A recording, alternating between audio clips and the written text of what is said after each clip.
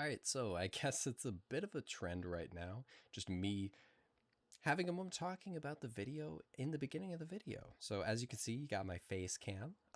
This video was recorded while streaming. I streamed the whole thing live on Twitch at twitch.tv/YamiDucky. Link is in the description, of course. I was playing a bit of Binding of Isaac as well for most of the stream. It was a very great stream. 9 hours. I mean, that's a lot of time to be able to catch me live. Like, I'm just saying. On my off days, I will probably be streaming a lot of it unless I have a reason to go outside, which, I never do. So, just playing a bit of Binding of Isaac. But I wanted to ask you if you think that having the face cam is a good idea. Obviously, I'm looking at my monitor the whole time. Obviously, I've survived the wasp also. I do not know where it went, but I've survived the wasp, as you will learn in about 20 minutes.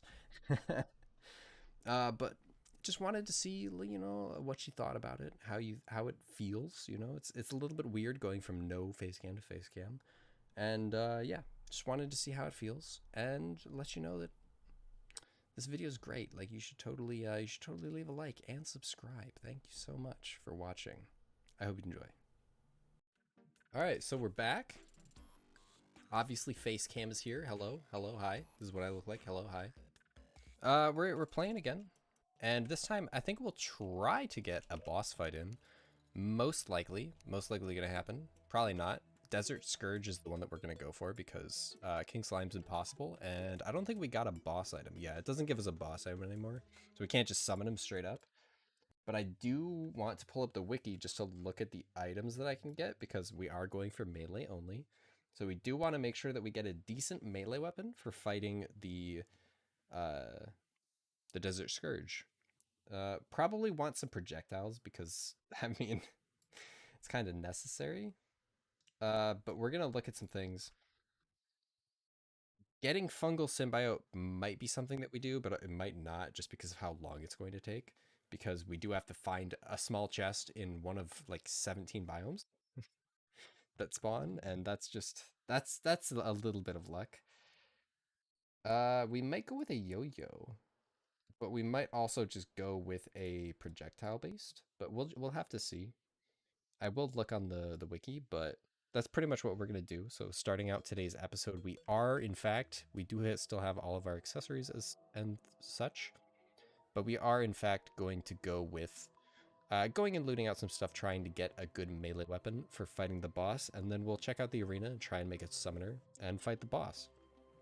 One thing to note, someone did point out that death mode, so like they changed death mode and revengeance mode. So it used to be revengeance into death into, I think there was a mode after death. Yeah, there was like one where it made wings useless, but they removed that and they added malice, and then they changed malice. So now malice is like death mode plus, and death mode is a little bit less terrible. So I'm not going to be using malice mode at all, just because I can't really do it with it, and it just makes everything more difficult.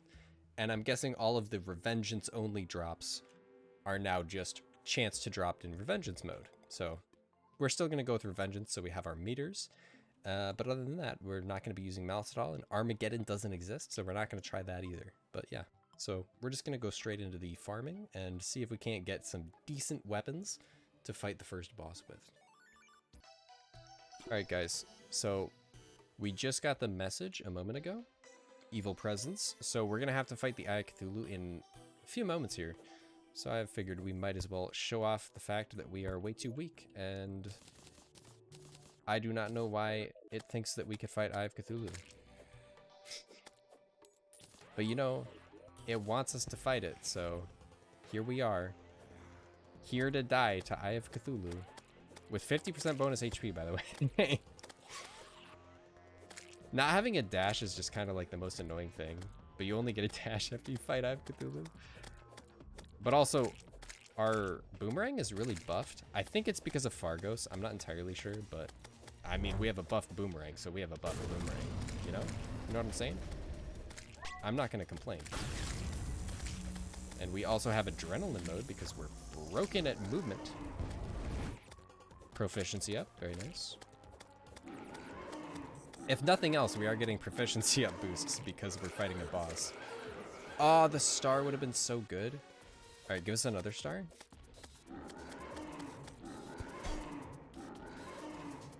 We took reduced damage. I don't know why we're taking reduced damage, but we're taking reduced damage. We did get some new things. We got a life savings and a head stompers. I don't know if head stompers is reducing our damage. There's no way it is. I think we just have damage reduction from something. That's bad. We're so dead. I did use one insta-bridge, and that's what we're attempting to fight him on, and it's definitely not good enough. But, you know, it's as good as it can be. It's definitely as good as can be expected with the time restraints. We're so dead. Alright, so I think... I think the damage reduction... I think that we're seeing damage reduction. I'm not entirely sure. I think it's the defense damage reduction. But who knows? Who knows why we're seeing that? It could be some random mod as well. I was going to take a shine potion, but I kind of expected it to go off later than it did. I thought we would have a little bit more time, but we didn't. My bad. I guess we'll finish making the arena because it's going to ask us again tomorrow night, most likely, if we want to fight him. Or I guess it's going to force us to fight him again tomorrow night. Let's be real. So we might as well get prepped with a nice arena that doesn't suck. Just so that we have a better chance of, you know, actually winning. Because winning is fun. And being able to see my bridge is also fun. So yeah, we're gonna set up some more stuff, but I was scouring the jungle for the ability to make a weapon. The weapon is called the Yetavio Bloom. But it has a projectile. And that's probably the best projectile we can get other than the Boomerang. So I figured we might as well make that. It requires some jungle roses and is, you know, normal jungle stuff. So that's what I was going for. And that's what I will be going for after I finish making this bridge. So yeah, hopefully we can get some buffs before the next boss fight is forced upon us. But yeah, I'm just gonna go prep a little bit more and hopefully we can get stuff before boss fight is forced upon us again.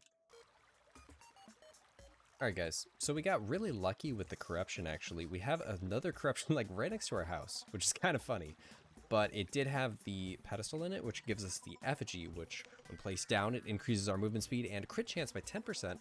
And nearby players suffer from 5% decrease to damage reduction, which is a little bit bad, but if you're not getting hit, like, it's not that big of a deal for head. So obviously it's the type of thing that we should be going for.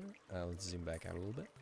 But right now, we're going to go for a little bit of a cheese strategy. We're not using the effigy because that just totally negates what cheese we're going for. But we're going for the cheese where we just true melee, Eater of Worlds a little bit, so that we can get some drops, so that we can make a little bit of progression without actually killing Eater of Worlds. We might kill him, but who knows? Like, who knows? But we don't expect to be killing him, and that's the type of cheese that we're going for. So we're gonna make a little bit of an arena, and then we'll be right back with a nice little dying to Eater Worlds, because let's be honest, we're gonna die.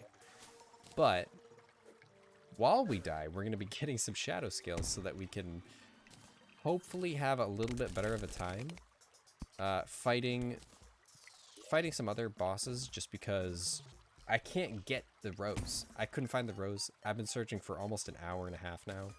So I'm just I'm giving up a little bit. But in the meantime, I'm going for a little bit of a risky play, because, you know, why not? Why not? It's fun.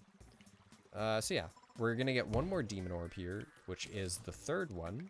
We did get our nice little companion as well as the mandatory musket. But yeah, so we got our orb here, and then we're just gonna have an arena right over here that we're gonna build. And this arena is just basically just gonna be, actually, we don't even need an arena. This is insane. We can do it right now. Oh my goodness, this is crazy. We're gonna place some campfires, an overabundance of campfires, just to be extra safe in the chances of survival. We don't have any potions or anything, but it's totally fine. Like, we expect to be dying. Ball of Hurt is definitely a good option here. Definitely a good option indeed.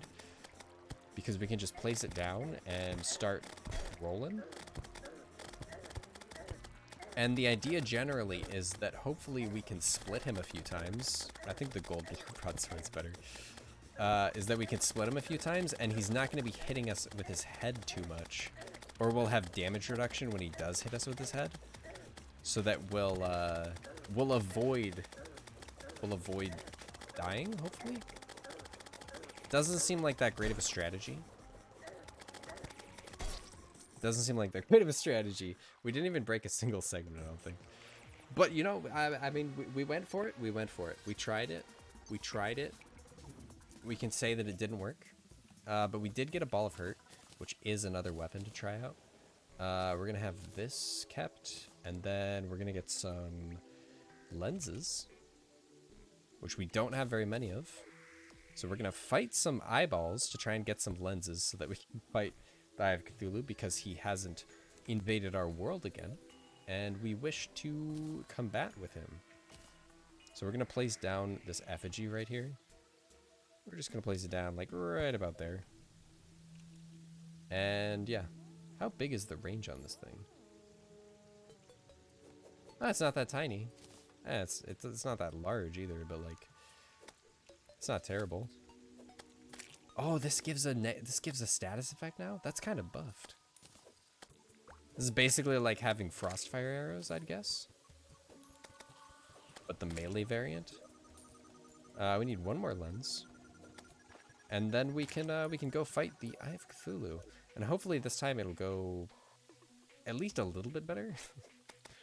I should make a clock, a watch, just so that I can tell time. So that I can tell if it's like, it's way too late in the night. We don't even want to go for this. We want to wait for the next daytime, just so that we're not like ruining anything. It'd be nice to have the 1.4 mechanics. It'd be kind of amazing to have the 1.4 mechanics. Okay, let's just see if we can't save some time really quick. Let's get a table.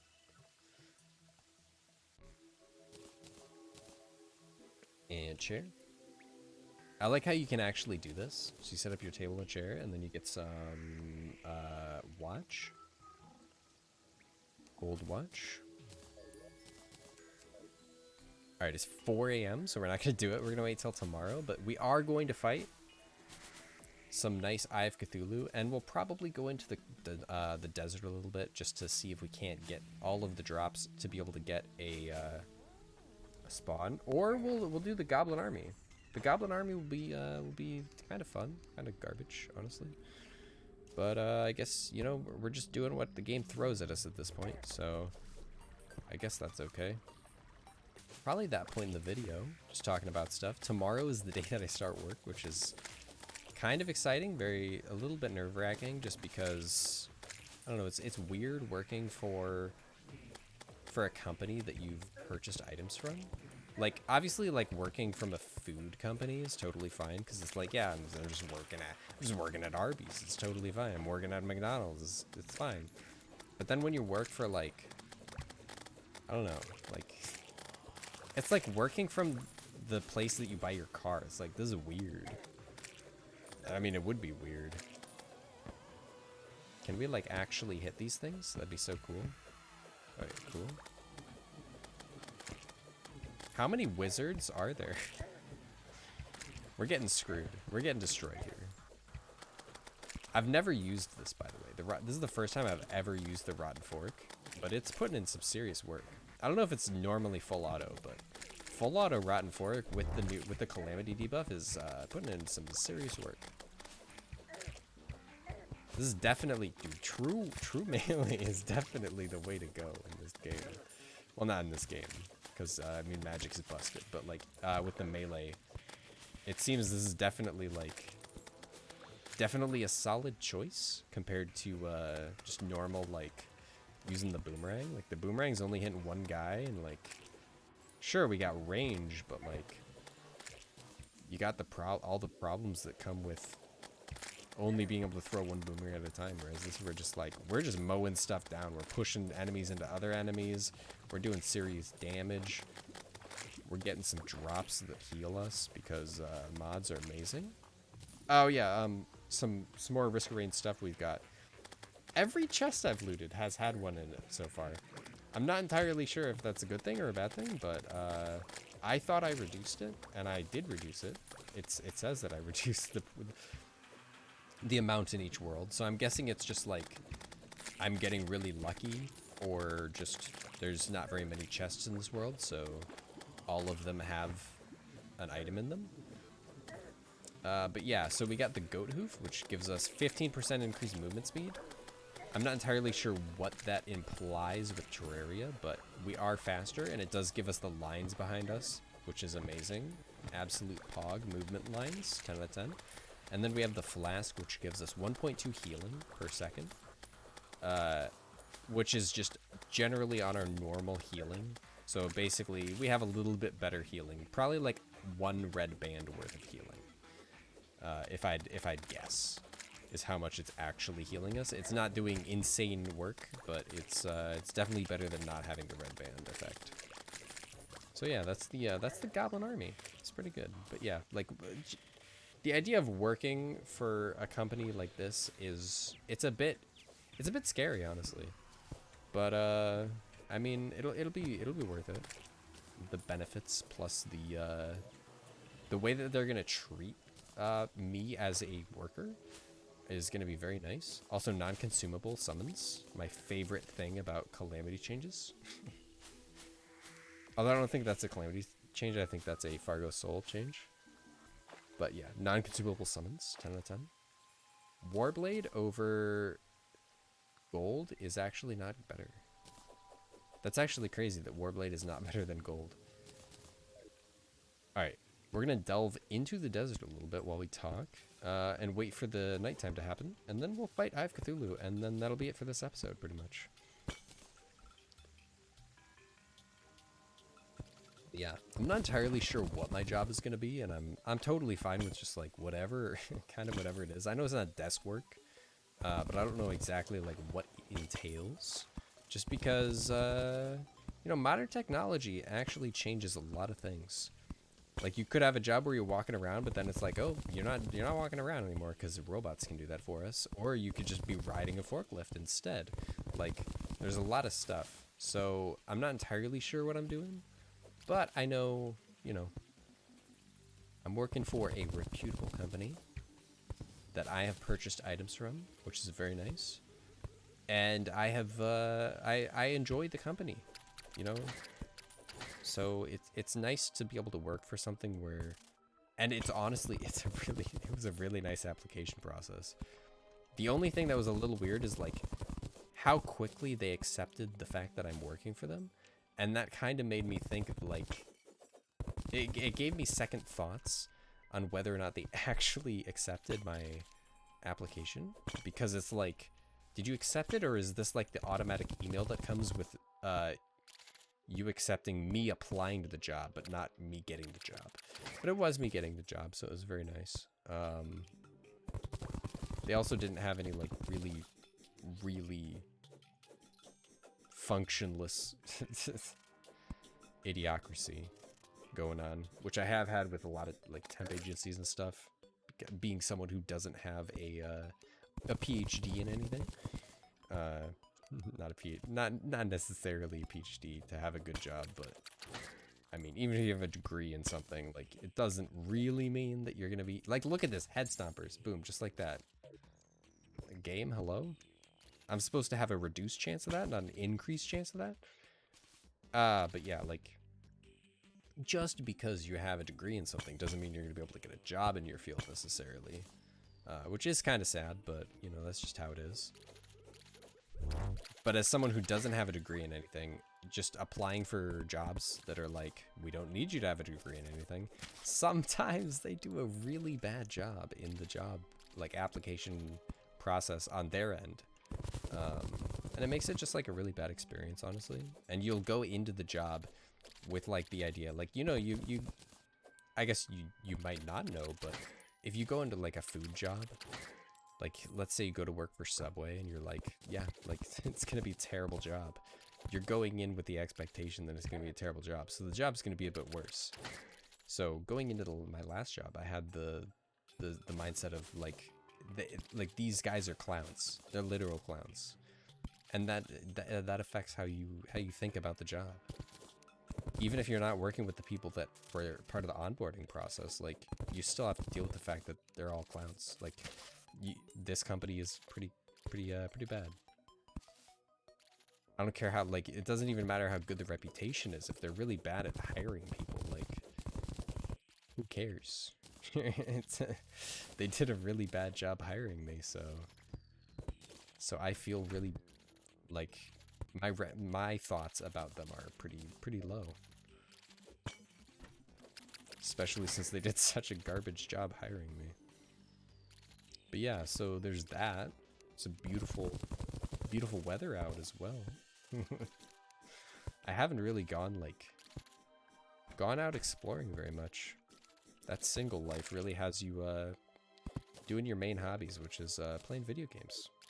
Playing some glorious Binding of Isaac lately. I've been having fun. I'm getting a lot better at it. Playing the repentance mode. Repentance, yes, repentance. Not revengeance, repentance.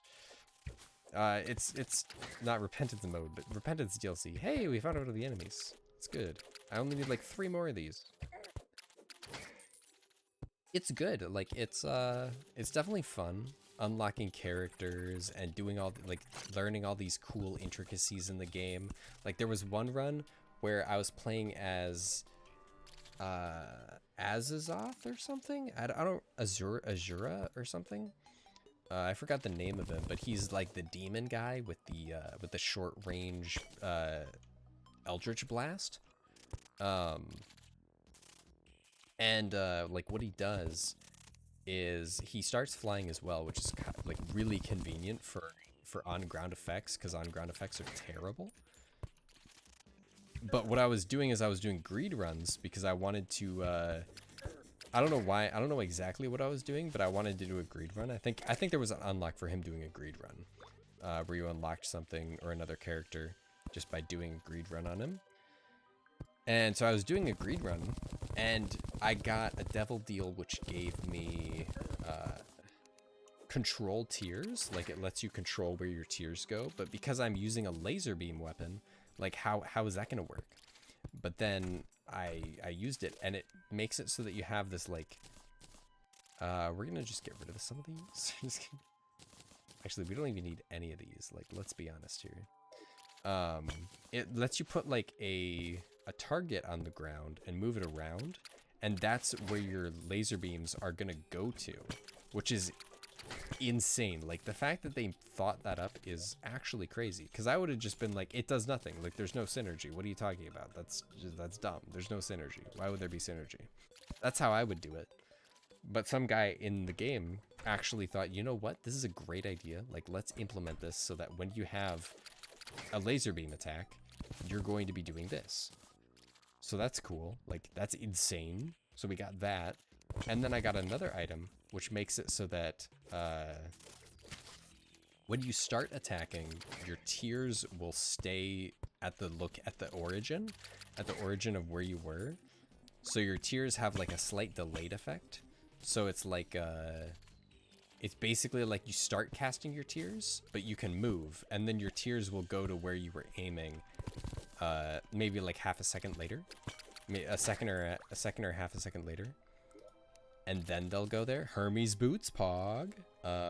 Over this, the dumb socks. All right, we want this guy. I don't think we need this guy, but we want this guy. Hello, sir. We want you. Thank you very much. Love you. So what you got is we're returning. It's turning into nighttime, which is very nice. We're already at 24 minutes though, so I think we're gonna skip out. But what you got is okay. For the Binding of Isaac run. Okay, so what you got is you've got the ability to choose where your laser beams go, so they're literally limitless. You can even go off screen with them. Anywhere in the room, you can choose where your laser beams go, and they like wrap around to get to there, so they have insane hitboxes now instead of being this tiny little laser. Okay? We're crafting desert medallions, by the way. We only needed 2. Okay, so you have that, which is insane. And then you make it so that they spawn a second or two later. So what you've got is you can move wherever you want. And there's this lingering effect that does damage and spawns lasers to wherever you're aiming. It's like actually insane how well that run went. And then to top it all off, we got what's it called? We got a lump of coal, which makes it so that if your attacks are like max range or as far as you can go does the most damage, and then anywhere closer does less and less damage. So like you want to be as far away from the enemy as possible when you're hitting them. And when you have literally endless distance, the maximum distance is the distance between the walls of the room that you're in, is the distance of the amount of damage you can do. I was doing insane damage, and it was so much damage that I was hitting the damage reduction wall. It feels like Calamity, man. I was hitting the damage reduction wall like the entire time, every single hit. It was actually insane. What do you give? You give just event stuff. You give gun stuff, which is useless to me. You give paintings. Sorry. I'll probably cut this out. Yeah, so yeah. Alright, so we're here. It's nighttime, and we're ready to go. We got our buffs, which is Swiftness and Shine Potion, because we don't really have that much. But who really cares? Like, we're just going for it. We are going for it as soon as we can. And we're going to get this kill, and it's going to be amazing. Hopefully. True melee is kind of something that I'm very, very unsure about in this game. So me just being like, yeah, let's do true melee with a... with our first attempt is kind of scary. We're gonna go non-true melee, and then we're gonna get our adrenaline, and then go true melee. All right, true melee.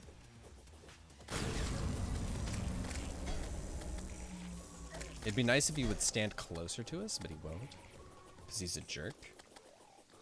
Whoa, we got a wasp on my screen. Cool. I love springtime when all the mud wasps just decide to exist. Like, legitimately, there's a wasp on my screen. No biggie, though. It's only a wasp. Alright, so this is probably where we're going to be able to get all of our hits in with true melee. Just because this bad boy's going to be trying desperately to hit me.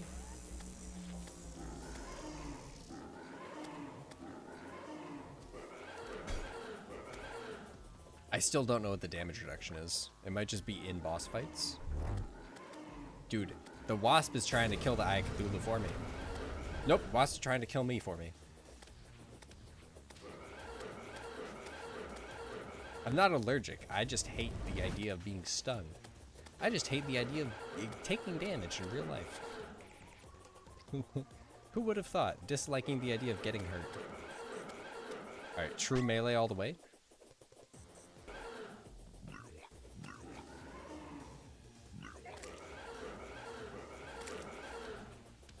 I love Escape from Tarkov, man. It makes, like, sorry, this is a super focused face here because we're, like, stuck. I'll probably skip, like, half of this fight just because it's literally me doing the exact same thing over and over again.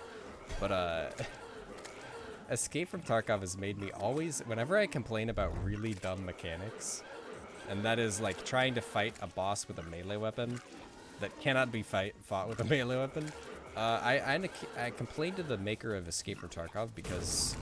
he's the guy that you complain to. Oh my goodness, our proc coefficient is so required now. Oh my goodness. Oh, okay. Alright, we're returning. Alright, we got the safety of our home buff. Treasure bag for Eye of Cthulhu, first off. Shield of Cthulhu, very nice.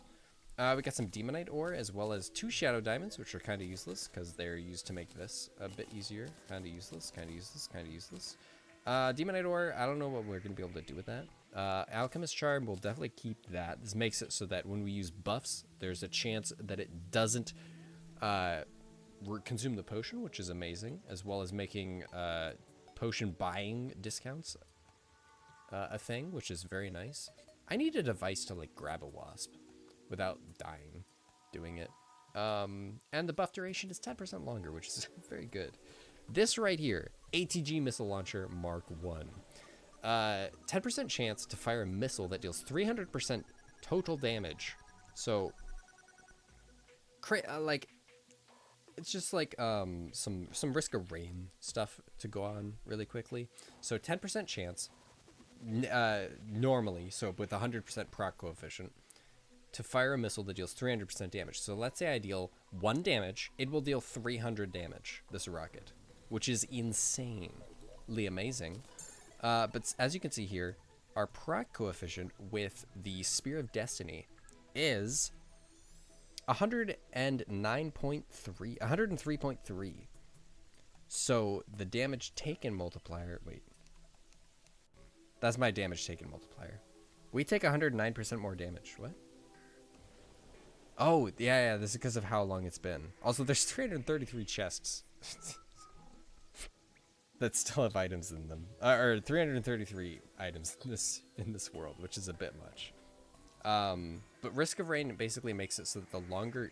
Please don't. The longer you're in the game, or the more progression you have, I don't know exactly how it works, but in Risk of Rain, the longer you're in a game, the more deadly all the enemies get, and the more enemies there are. So we have an 18% increased spawn rate, and we take 9% more damage just for having this, but obviously being able to deal 300% damage randomly is really nice.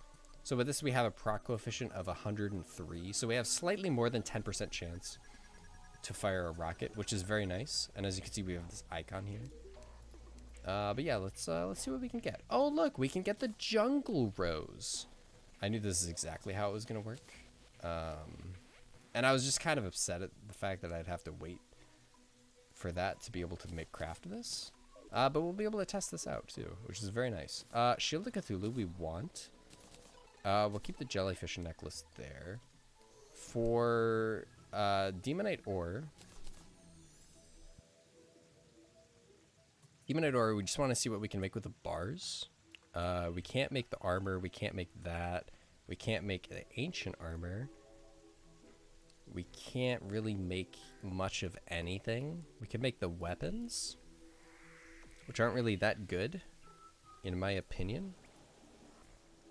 So yeah, like there's not really anything we can make for this without upgrading it. But this is basically just a ball of hurt, but it's now a ball of thorny hurt, which is, you know, it's nice. We have the option, but it's also a spear, which is nice. So we have 2 options with this. What is the proc coefficient of it? 73. Okay. So it's not as good as the Rotten Fork. So we're definitely going to keep with the Rotten Fork. And of course, we have the lore fragment for the first boss, Eye of Cthulhu. That eye. How peculiar. I sensed it watching you more intensely as you grew stronger. Lore. It's 10 out of 10. I really like it. These lore pieces used to give you like special effects, and I honestly liked it. I liked it except for the fact that it clustered your inventory, which they obviously got rid of it for. But I think it was really nice. But yeah, that's gonna be it for today's episode. Let's see what we unlocked. Some potions, which are interesting, and we also got some potions from him. Might as well buy some more torches and some more. Can't really buy anything else. We'll buy some bottles. But yeah, so thanks for watching, guys, and I'm gonna see you in the next episode. I'm not exactly sure how long it's gonna take, just because working 10-hour shifts might be a bit much for me. Panic Necklace is busted. So yeah, we'll just play it by ear. But yeah, so thanks for watching. Next episode is coming soon to a YouTube channel near you.